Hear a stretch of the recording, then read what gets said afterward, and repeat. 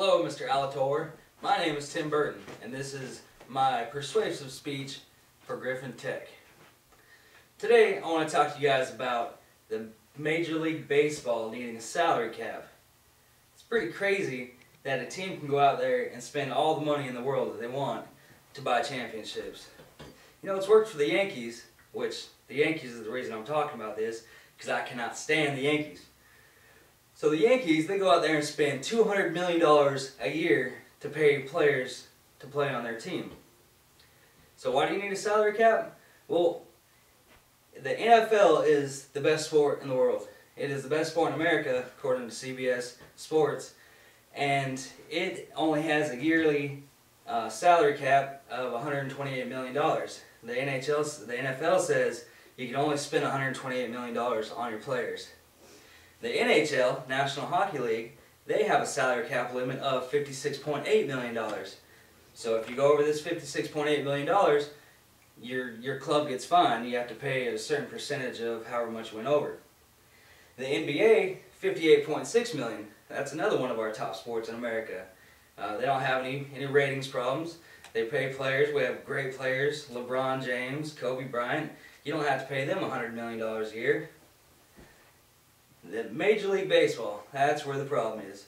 You got players like Alex Rodriguez making $30 million a year, signed a $10-year contract for $250 million. Twice. He did that 2 times. He's made $500 million in his career playing baseball. That is crazy. You got teams like the Florida Marlins. Their payroll was $28 million when they won the World Series in 1998. The Yankees, $205 million. Now the MLB, Major League Baseball, says that if you go over, and it changes year by year, but if you go over $170 million this year, if you pay out more than $170 million to your players this year, you get taxed 40%.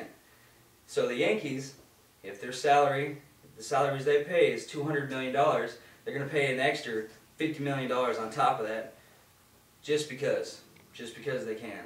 And it's worked for them. They've won 27 World Series. That's the most ever by any baseball team, but it kind of gets the competitive spirit out of it. I'm a huge Oakland A's fan. We spend $50 million a year, and we can't buy championships. We don't compete because we can't buy those top players like the Yankees do. Did I mention that I do not like the Yankees?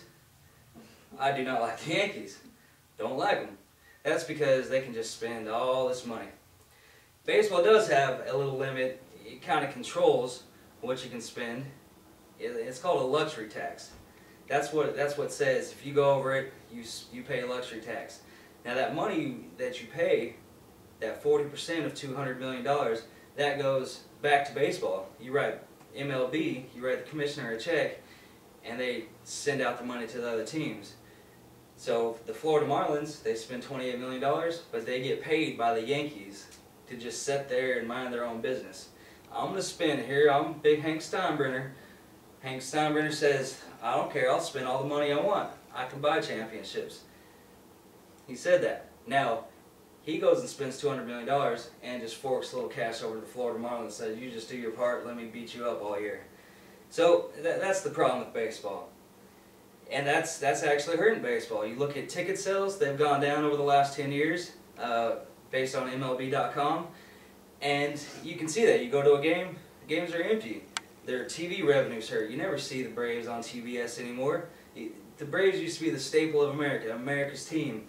You just don't see them on TV anymore. You see the Yankees every once in a while, but baseball, it's just gone from our TV, it's gone from our pastime, and it's out of our kids' lives. Why? Because the competitive spirit is gone. So how do we fix this? How do we get the competitive spirit back in our national pastime? Give them a salary cap. Thank you very much.